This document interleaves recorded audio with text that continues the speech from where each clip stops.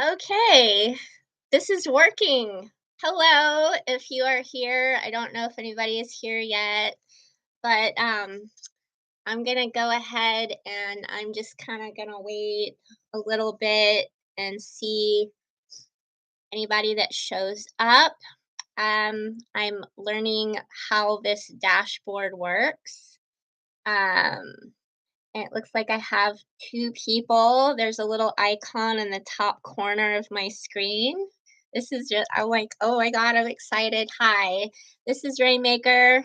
I am 100% not professional and 100% going to do me and do all of my story stuff. I think I'll just kind of start rambling for a minute while people show up and just say how excited I am. This is literally a lifelong dream. Yeah, this story, Tomli, that I started writing it when I was 15. This is maybe 30 years ago or something like that. I'm not sure. But I started taking writing classes at college. And this last writing class that I took, I kind of talked about it a little bit in some previous videos that I have done. And goodbye. Okay, that's all right.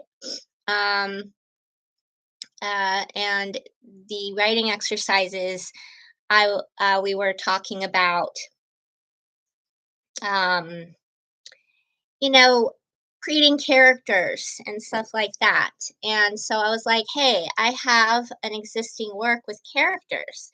And so that's what happened is I started using I started using this story for those writing exercises and have developed what I'm doing. So um yeah, I think I'm gonna go ahead and let's see, I have the first chapter. I was kind of waiting around for see if anybody shows up. But I'm gonna go ahead and just get started with my story. I don't know, maybe I wonder if I should wait for a little bit. It's only 2 minutes in. I'm not sure if I should just get started or not, but I'm gonna do that. So if anybody that shows up late, I am sorry, but this entire video is going to be posted elsewhere anyway. So, let's see. I know that there were some people who commented on TikTok and other places who were so excited and promised they were going to be here no matter what. So I almost kind of want to wait for them. It's kind of weird being live, like I'm on a Zoom call, but there isn't anybody there. It's a little different than just when I record a video and then I post it later, but I was kind of getting used to that at first. And so this is a whole other vibe is to go live. But I'm going to go ahead. So this is Tomli, the Tomli story. That's the working title for the minute. When I have enough chapters to publish a book, then we will create a better title. But this is the entire chapter one. So it is maybe about a 45 minute read. So get comfortable. And let's see, I'm just kind of adjusting a few things on my screen here so that I can have I use OneNote for, thank you. I did a little side trim this morning. Uh, hi, Micah. I haven't. I was almost about to start reading, but I have not yet. I'm kind of like it's only 4 minutes in, and I feel like maybe I should wait for another few people to show up. I'm kind of adjusting my OneNote here. I have no idea. Can y'all? I don't know what y'all see on my screen. Can anybody tell me in the chat if you see my pop-up OneNote window with the text that I'm going to read? Wonder if, I don't know. I'm still learning how these things work. This is my very first ever going live, and there's these different functions on the sides of the screen for doing things. Uh, okay, I have an audience of 2. That's really exciting. I'm so very happy I have somebody here. 3 people. Hello, third person showing up. You don't see anything. Okay, that's good because it would be covering half of my face. Okay. Nope, nope. You don't know. That's okay. This is on my screen, so this is all good. Nobody sees my text except me, and that's just fine. I'm going to be reading this text in a few minutes. I think, you know what? I'm just gonna launch into it. Oh, thanks. Yes. It's you see right there? It's what is that called, Ingrid? Yes. Okay. Um, Disco bulb. Thank you. That's what it is. Okay. I have like you can set options for how quickly the chat comes in, and I have it set for 10 seconds so I don't get overwhelmed by messages coming in.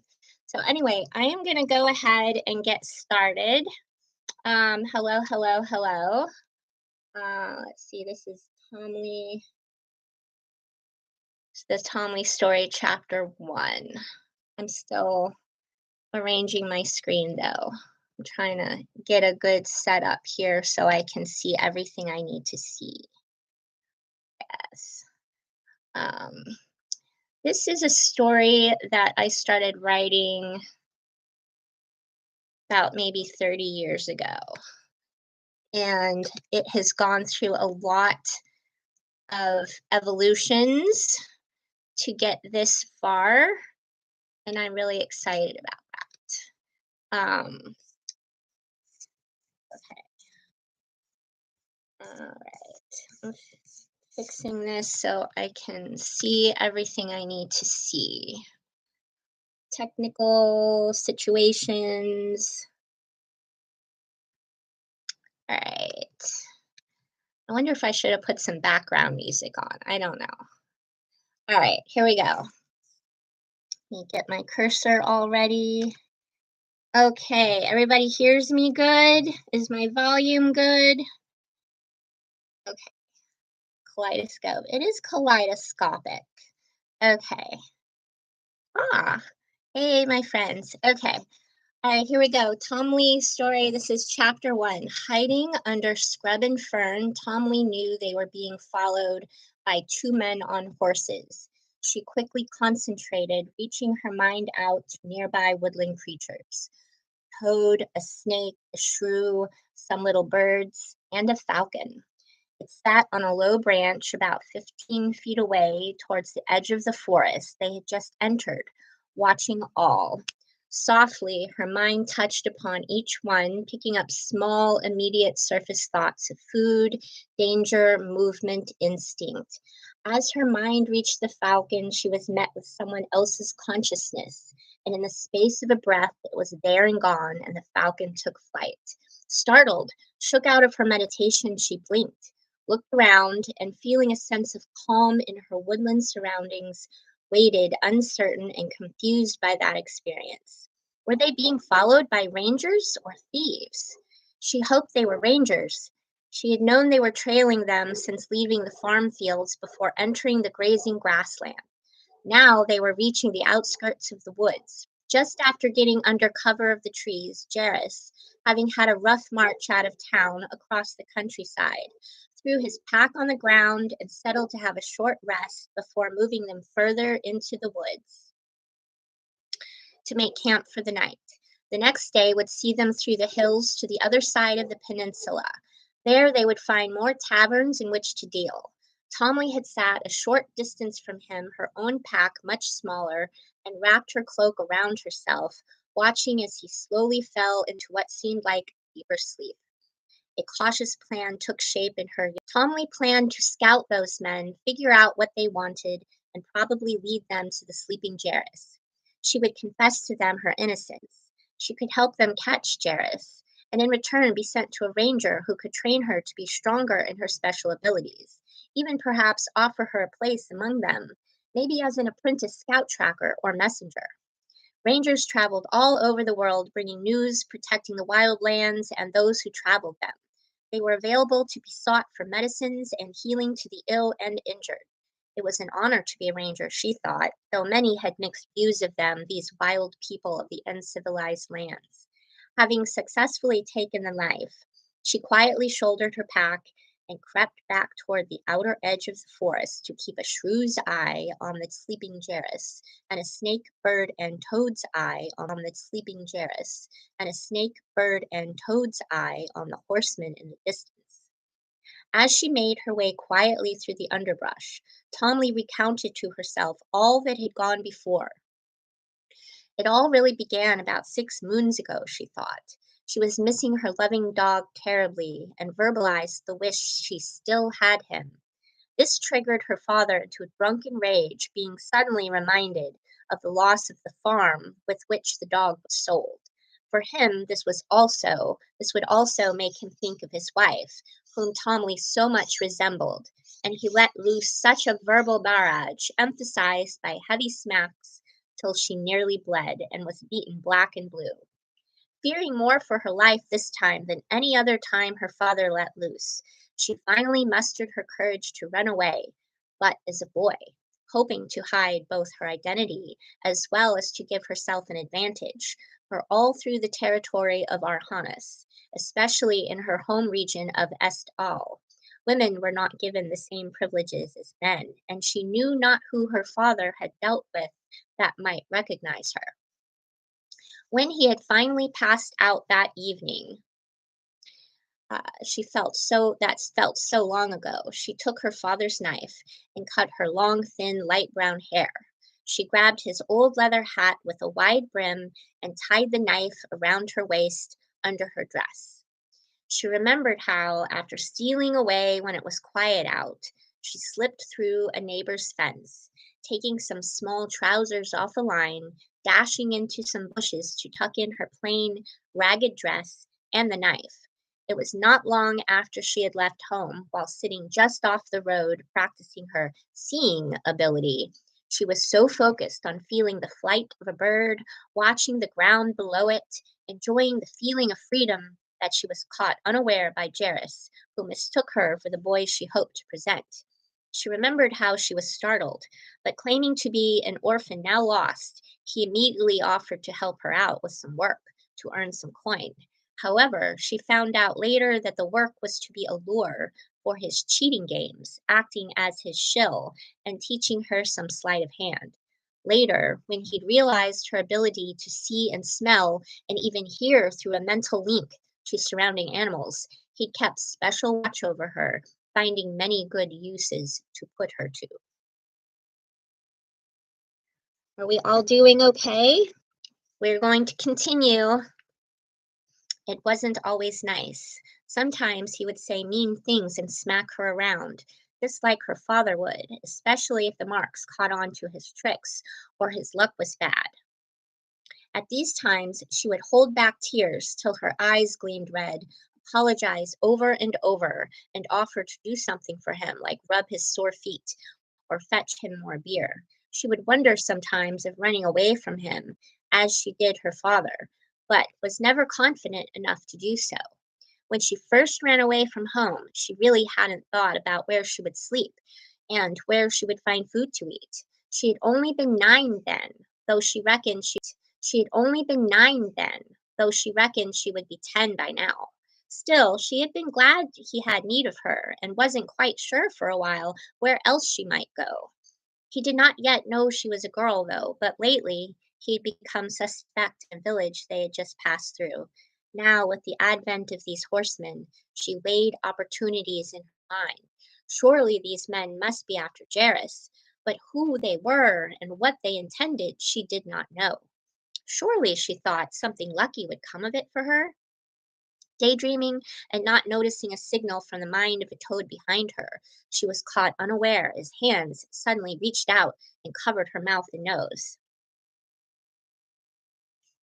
So you think to outsmart old Jerris, does you? Well, boy, and what do we have here? Ah, it is my good old knife you have, is it? Maybe I just cut out your eyes then. The foul old man chuckled grimly. Tommy struggled, fighting back tears, and shook with fear of the beating she would get. Letting out a sudden scream, a falcon came at them, clawing Jerris as it went by. The brute let go of Tomli and clutched at his face. Looking up, the child saw the fierce bird coming back for another. The falcon made another loud screech before attacking again, flapping hard to just miss a swipe from Jerris's knife. Caught up in the scene, Tomli did not notice the man until he was just behind Jerris, sword drawn. Ah, thank you. I was like, that's not really how he sounds. I'm not really great at producing his voice. It's gonna take me some time to be able to channel them properly, as I would say. Hold, you are at sword point. Garrus stood motionless, though still grasping his knife. Calmly watched from the bushes in fascination. This must be a ranger. She'd heard stories of how they sometimes had animal companions who fought beside them, though she'd also heard other fantastic stories of how some could actually change themselves into animals, though she didn't know whether she believed it or not. The man with the sword moved closer so that the sharp point jabbed slightly into Jairus's ribs. Now that we understand one another, let go the knife. Hesitation drew a small jab, and this time Jairus complied, the knife falling to the ground with a soft thud. Tomli, seeing an opportunity, began to creep out, but was surprised by a strong hand on her shoulder, and she froze, tense. Easy, you, a rough but quiet voice spoke up behind her. Tomli trembled under the firm grip. Come aside here, boy, and answer us. The man, with surprising gentleness, pulled Tomli out in front of Jairus, who was disoriented by the falcon's attacks. Tomli thought he looked rather shocked, with his fat mouth gaping. Jairus sitting there with a bleeding headache, sword to the back of his neck, being watched by Tomli and this other stranger, hadn't thought for a moment he'd be caught this way, not now that he had the boy as perfect scout. Sweat appeared on his brow. The money he owed Jessen, but they hadn't accused him yet, though the man behind him, his voice was familiar. From that inn? Look, boy, what do you know of this rascal? This question came from the man who held her shoulder, still firm yet gentle. Tomli could easily have pulled away and run. She wondered why she didn't, but then it was her plan to meet them here. He was a rugged man who seemed used to living in the woods. The other, holding Jairus at sword point, seemed more lordly, with a feeling of authority. Even his clothing looked fine. Only nobles wore such garments. Tomli thought for a moment. What were these people meaning to do? Timorously, she answered, looking down. Begging your pardon, sir, he's mean. When the men continued to watch her, she spoke again, looking at Jairus's feet, turning away from the men's steady gaze, shielding her eyes with the wide brim of the hat. He plays dice and cards in different towns, sir. Ah, and does he cheat? Asked the lordly man. Now Jairus spoke up, anxiously grasping at any last chance available. My lord, you be playing at gambling too, trying to get by with your son if you add nothing. I'm not mean all the time, as my boy says, I swear. At these words, Tomli immediately shook with emotion and inner turmoil, struggling between hope for a better life and the meager safety she had with Jairus. She felt in some ways he was better than her own father, but nonetheless he still would beat her as her father would. All this ran through the young girl's mind, but her goals came to the front. She must be away from the hurt. She must find rangers. She must find people she could trust. Garrus's whining to the men, speaking as a caring father, and the falseness of it was too much for Tomli. She exploded with fury, pain, the tumult of sudden change of circumstances, and the uncertainty that came with it. The questions of why must things be so hard? Liar, liar, he's lying! Tomli screamed out, shaking, cutting him off. You are not my father. I ran away from my father, and you are just as bad as him.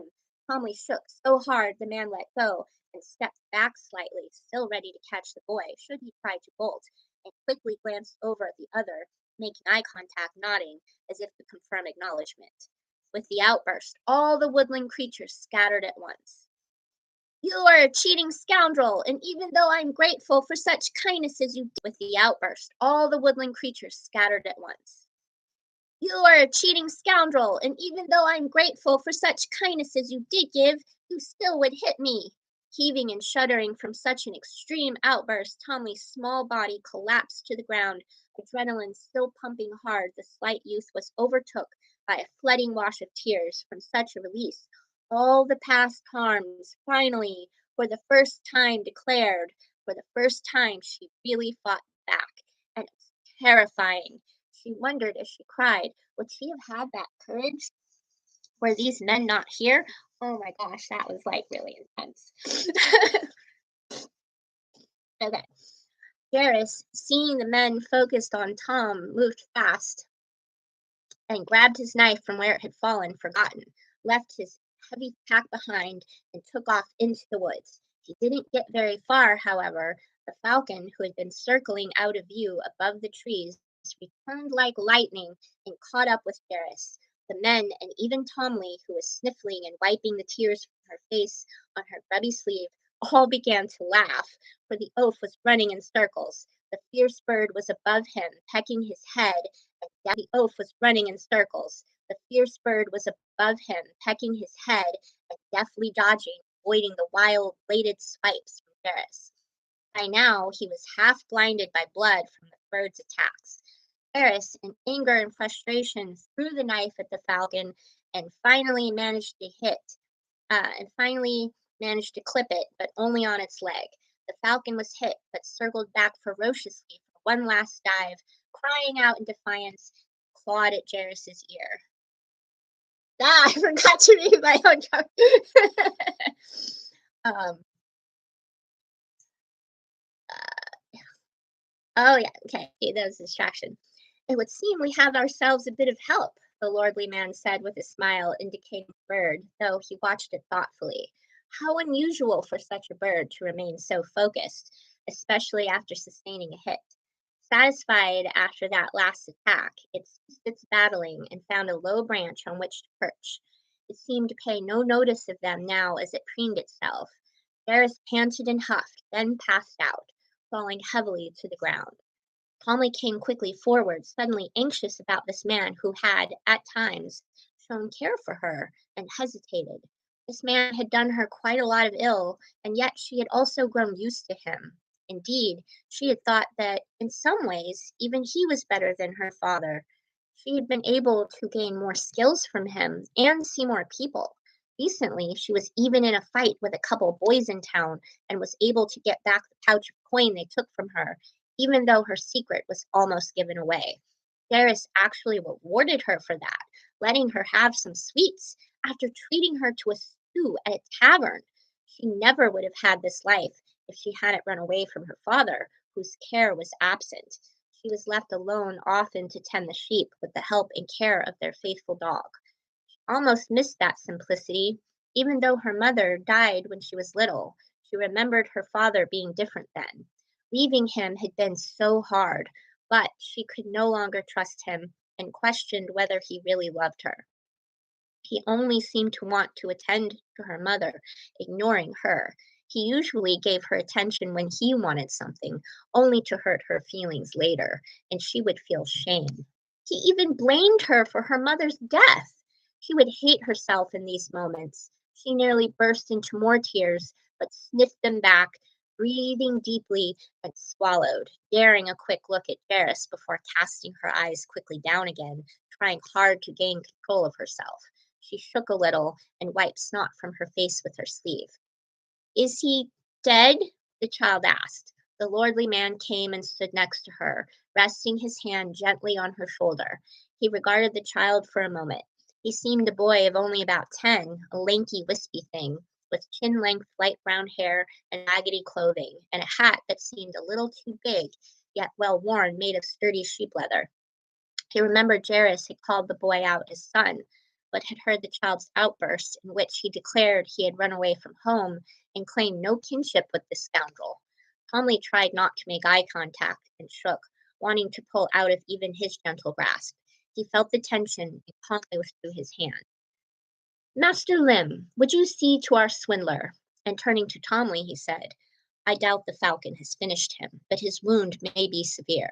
My huntsman will see to his wounds. Tomli nodded, relaxing a little. Seeing the boy so, he then sat down to address him and motioned the boy to sit as well, and Tomli complied. Well, boy, we know your truth and will now give you some of ours. I am Lord Rondal, regent of Est-Ar, and Est-Al. Did I say Est-Al before? Est-Al, okay. And this, gotta remember the names of my places. And this indicating the rugged man attending the fallen Jairus is my wonderful servant and huntsman, Master Limerin. Now, though we know your story, we know not your name. Tomli was stunned. The Lord Regent of Est-Al, one of 3 Lord Regents of the territory of Arhanis, who had answered only to the High King Dragonate? She gulped and stammered. I'm Tom, my lord. She thought it best to still be a boy. She'd noticed these men treating her differently than was customary toward a girl. Well, Tom, continued Lord Rondal, we were enjoying a round of town inspections, and my next stop was in our glorious seaside city, Calpurn, in order to visit my Lord Mayor there, perhaps have a few friendly throws of dice. I confess I have not done in quite a while.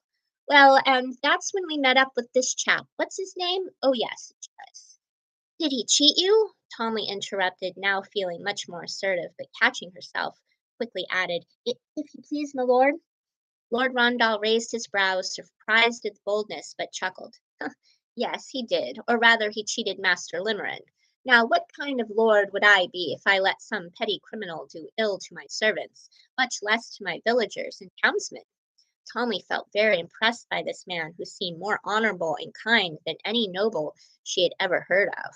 She was used to anyone wealthy or of great importance being generally rude and uncaring, even violent towards anyone of a lower class. She had lived all her short life in Estal, though, and she felt a bit uncomfortable with his geniality. In spite of this, however, she was quickly warming up to him. No adult, much less a lord, had been so kind. She still felt his gentle touch on her shoulder, almost wished it back. Being touched was still painful to her after having received so much unkind touch. Anything from hits to slaps and some things in between. If you please, my lord, what will you do with him? Tommy asked, turning towards Jairus. He was still passed out, but breathed normally, and the huntsman had wrapped his head with a poultice of wild medicinal herbs to stop the bleeding. She wondered more about what would become of herself, though, and she was feeling disappointment that neither man was a ranger, remembering her strong interest and future plan. Oh, well, when he is sufficiently revived, we shall take him back to Calpurn, and he shall be tried and most probably hung. The Lord Regent looked at Tomley for a moment, and something occurred to him. Does this trouble you? He is apparently not your father. I suppose you also wonder what will happen to you now, don't you? Tomley was about to say something, then paused. Father, I suppose you also wonder what will happen to you now, don't you? Tomley was about to say something, then paused, wondering how honest to be now. She decided to trust the Lord Regent a little more, and said, No, he is not my father, my lord. I ran away from home some time ago, for it was an evil place. Jairus found me, and he'd offered to let me work for him, for my living, my lord, though the kind of work turned out to be wrong. I didn't know what else to do, my lord. It wasn't all bad, but it wasn't better than home, and home was no good, not even with the sheep and my dear Roy, our dog. Hmm, such a responsibility to leave the sheep. Not a very good shepherd, are you? Tomley hid her blushing face in shame, swallowing, said, my father went into debt and had to sell the farm, my lord. Things got worse after that, and I could no longer help him. I was starving, my lord. Lord Rondal regarded Tom, and Master Limerin came to sit nearby, having finished with Jairus. You mentioned something about wanting to find rangers. Now the Lord leaned over closer, so as to almost whisper, and Tommy lowered her head, casting her eyes downward, the wide brim of her roughly made leather hat hiding most of her face. She could now smell him like musk and leather and some strange perfume. She had never been this close to a lord before, and she swallowed, beginning to sweat and almost tremble. I would get to know more about them, he began in a more quiet, personal voice, glancing round as though someone might be listening, before deciding on that path. They're very strange folk, mysterious. They know strange things and can do strange things. I'm sure if you ask him, Master Limerin can tell you more. Then, rising, he added in a more normal tone of voice, eyeing Tomli, we will remain here for a while as we wait for our criminal to recover enough to bring him to court. He looked down at Tomli, considering the slight, unkempt youth. Are you hungry? He asked. Tomli nodded sheepishly, and soon the four of them were crouched around a small fire, sharing some bread, cheese, and salt pork. Jairus lay propped up against a stone with a tremendous headache, half dozing. When the huntsman tended his wounds, he had been given water and some food as well. The men now drank some wine from their skins, and when Tomli had hungrily devoured all the foods she was given, the huntsman suggested a few sips to Tomli, good to have after such frights, and gave her some water as well. Tomli accepted the wine, puckering her lips from the sharp flavor. Tomli, eager to clear her palate and sate a deeper thirst, drank down so much water the men cautioned the child to slow down, lest he not keep his meal. How are we doing? Everybody hanging in there? It's a bit of a long story, and we're getting through it. Maybe about halfway through by now. I'm going to keep going after a sip of my tea.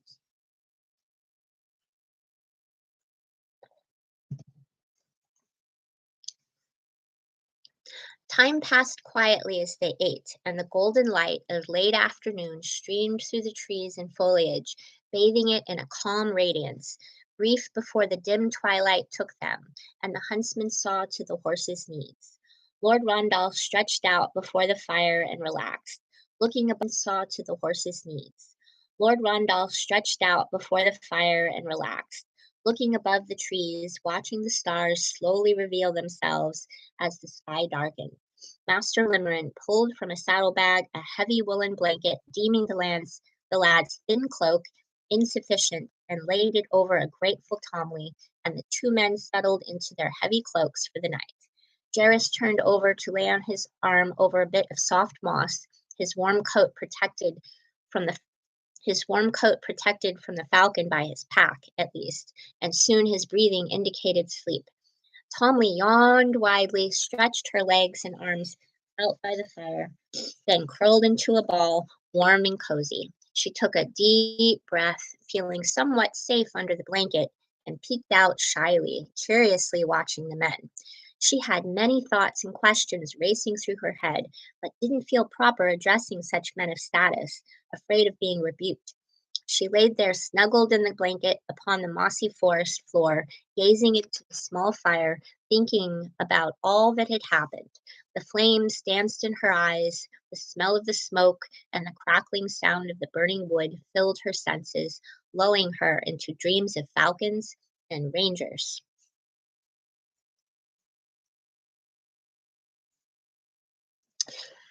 Lord Rondal and his huntsmen watched the sparks and ash fly up, and the falcon silently winged off. Starlight shone bright above, with a warm glow from the embers below, and Jairus and Tomli slept on. The fire crackled, and the huntsmen stirred the fire brighter. Lord Rondal took a deep breath, letting out a long sigh. What an interesting development we have come upon, Lim. I'm a lord. The youth seems to me an honest sort, if deeply troubled. He doesn't seem sorry to part with this troublemaker. Nodding toward the sleeping Jairus, my trouble will be finding what's to be done with the lad. What say you of it all, Vim? To be fair, my lord, the lad is more than he seems. Something is off, though I appraise him to feel he is being as honest as can be, having such a fearful upbringing. Limerin lowered his voice and leaned over to his lord. I question if this lad is naturally us. Rondal raised his brows to this, not doubting the observant qualities of his huntsman. and cocked his head. Oh, what might you suggest we do for this child? Limerick cleared his throat. My Lord Regent, as you know, my wife took in many orphans in the past and still is in the work of doing so as the occasion arises, knows almost all of the children of the area, and is well connected herself in the establishments that employ them as help, where they may learn trade. Ah, what a delightful suggestion, and very wise. Do you think your wife would be agreeable to this arrangement? It is likely she would, my lord, though I might need to approach her in the right way. She has quite a few of them about her holding. Jairus's head still throbbed, but at least his mouth was no longer dry, and he no longer bled. Glad he was for the water, bit of food, and wound dressing. Much better would he be if he'd gotten away, though. He would have, too, were it not for that devilish bird. He was at least able to rest now, sitting there against the tree with his eyes closed against the stone. No. He could still listen to all the talk, so it seemed they would indeed take the boy, Tom, to try to bring him upright, and he was to be tried and hung. Jairus listened, but when they spoke low, he could barely hear. He was only able to gather that the huntsman suspected something of the boy. Interesting, he thought, and began devising a plan to escape with Tom, for he still meant to exploit his abilities as a spy in his gambling schemes. As the night continued, the lord and huntsman laid down to rest. As the embers died down, the daytime forest dwellers snuggled in their nests, dens, and burrows, making way for the creatures of the night, who croaked, snuffled, and howled, heard faintly, safely in the distance. Off and on, carefully, while in and out of dozing, Jairus had been working at the rope around his wrists with a small penknife he kept in a back pocket. It had come in handy in such circumstances. Now, with the rope cut, the knife was folded and back to its pocket. Jairus continued to doze, waiting till the thick of night to peer through his eyelashes. Neither of the men were on watch duty. All seemed well, and he opened his eyes a little more, letting them adjust to the starlit darkness, the three-quarter moon barely seen through the trees, watching the rising and falling of chest and belly, indicating a deep sleep. Slowly, slowly he rose, careful not to let his joints creak. He stood, letting out a long, quiet breath. He waited for his eyes to adjust, looking carefully around. The horses were tied to a tree near the men, quiet, sleeping. He could see no shining gleam from their dark eyes. Best to leave them alone, too noisy. After carefully easing his pack onto his shoulders, he carefully inched his way around the fire, taking great care not to step on any twigs, working his way closer and closer to the boy. How would he escape quietly with him? He puzzled. Perhaps he should just get out and meet up with Jessen, try to talk him into helping him in the return of the boy, a precious prize, and count his luck he made it this far. Perhaps he would overlook the lack of money he owed. He looked down at the slight boy. How light he is, he thought. How deeply he sleeps. That wine sure knocked him out. Jairus bent down and so gently scooped his hands, carefully easing them under the youth before lifting up the bundle of blankets and carefully positioned him over his broad shoulder. Softly, Jairus padded out of the clearing, step by careful step. Amazingly, he made it a good distance away before Tomli started to wake up. She knew something was wrong before even opening her eyes. There was the familiar foul smell of sweat and breath, and suddenly she realized she was with Jairus. She slowly opened her eyes and saw they were still in the woods, the sun just reaching the horizon. Soft golden light streamed over glistening emerald ferns, and she fought her immediate reaction to scream. Her heart was racing, and she tried to remain limp, but it was too late.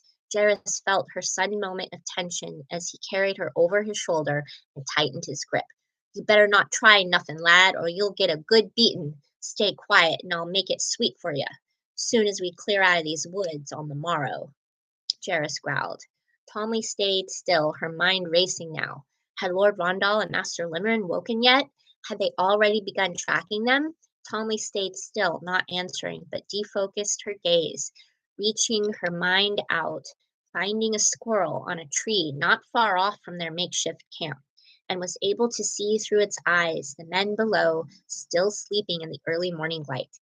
She had never tried it before, really, but had often thought about it, wondered if she might try to persuade the squirrel to leap down upon one of them, even bite them if need be, to wake them up. If she could do that, then maybe she could do even more besides.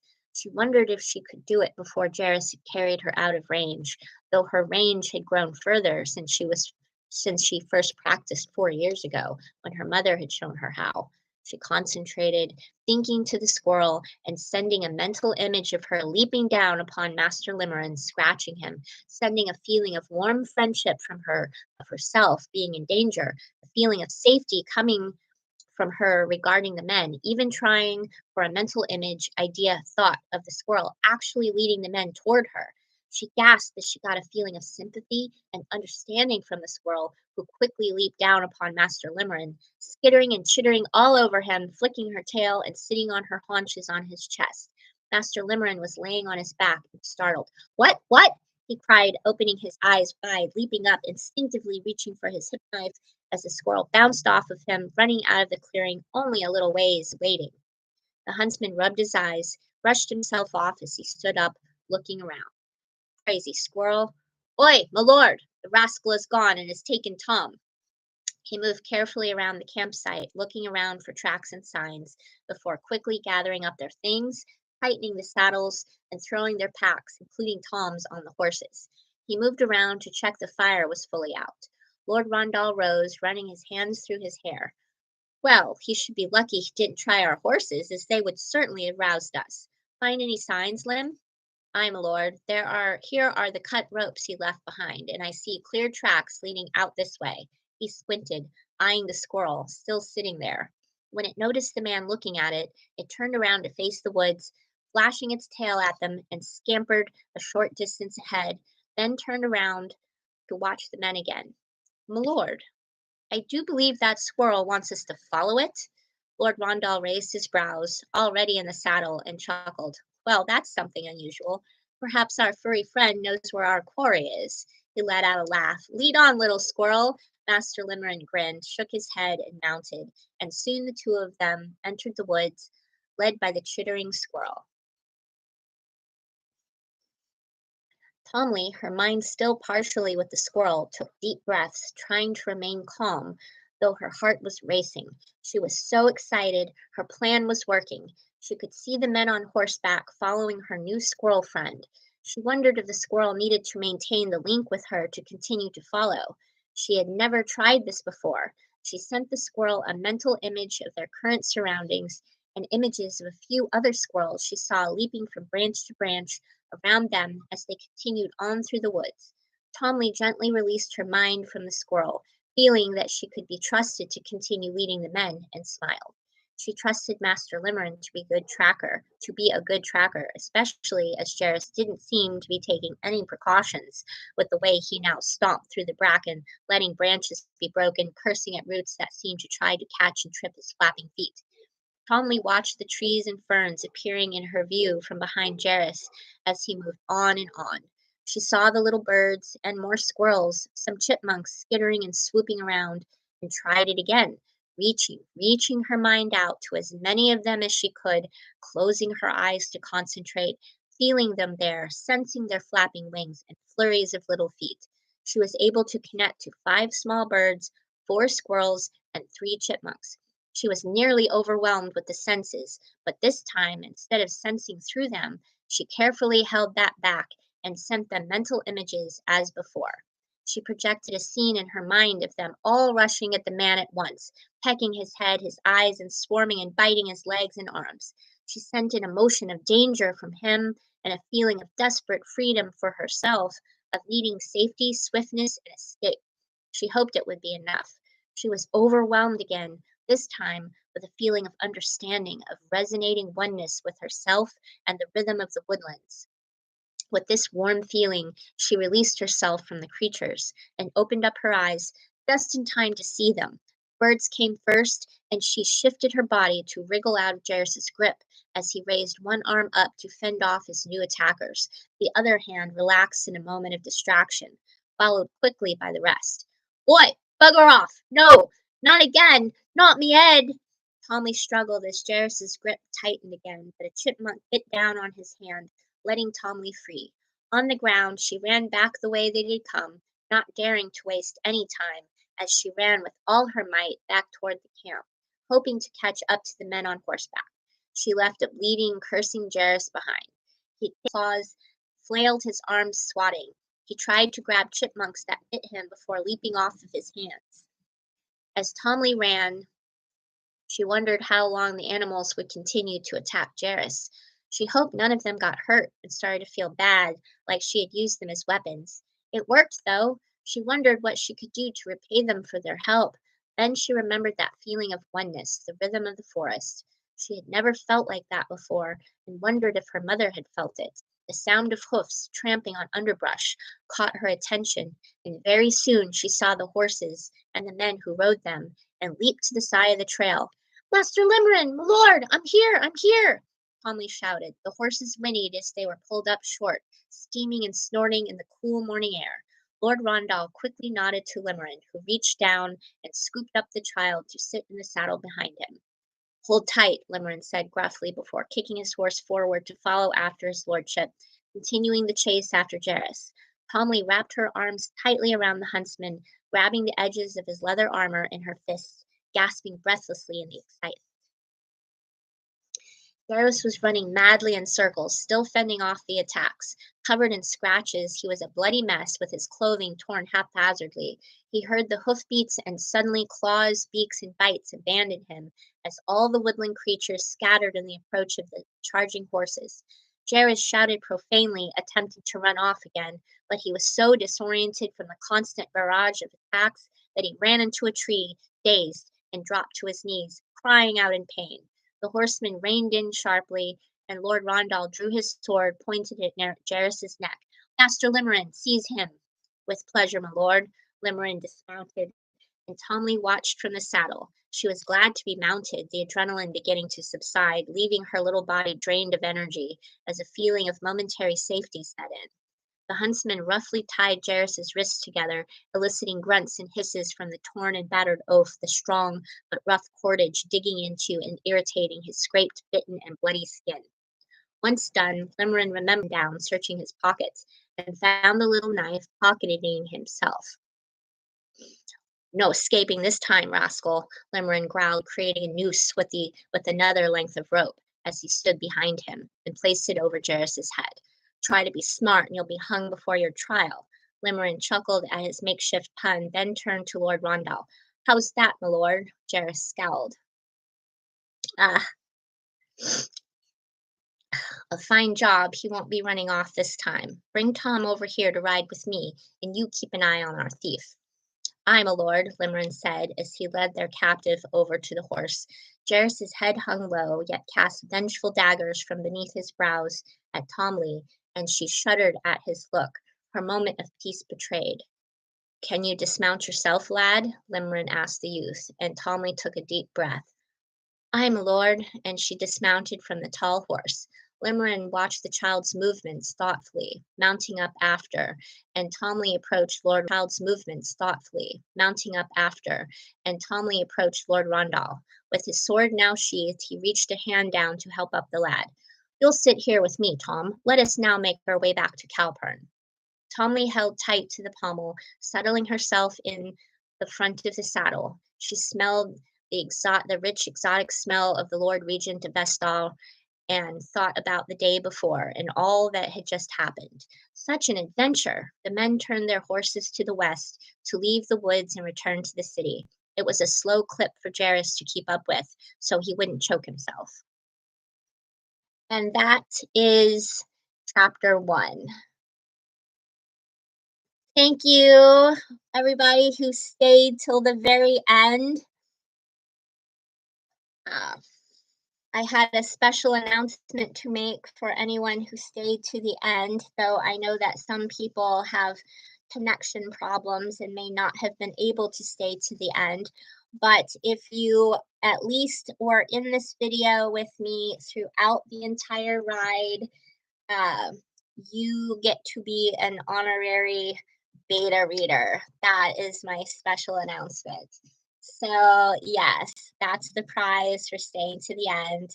And I will be posting this video to my Facebook, and also, of course, it will be here on this channel for later viewing.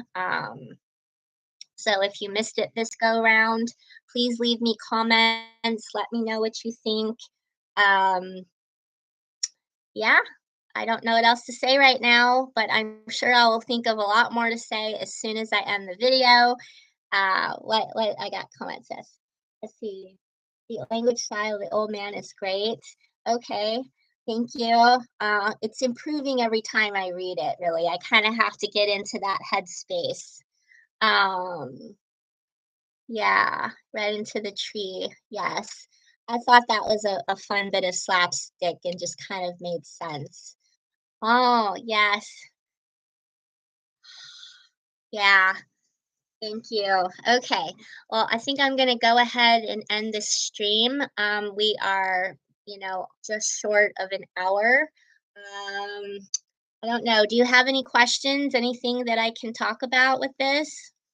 Emron is one of my four story worlds. I don't know how long it will take me to get to other story worlds. I do already have written a little portion of another story from one of the worlds of Viltron. And I have another story for Emron that I'm working on. Um, yeah, lots of art. Check out my art on artpal.com/rainmakerstoryworld. Um, and yeah, I don't know what else to say right now. So I'm just going to go ahead and end this stream. Maybe I will put more things that I think of in another video or in the comments. So I'm really excited about this first go round. Thank you very much.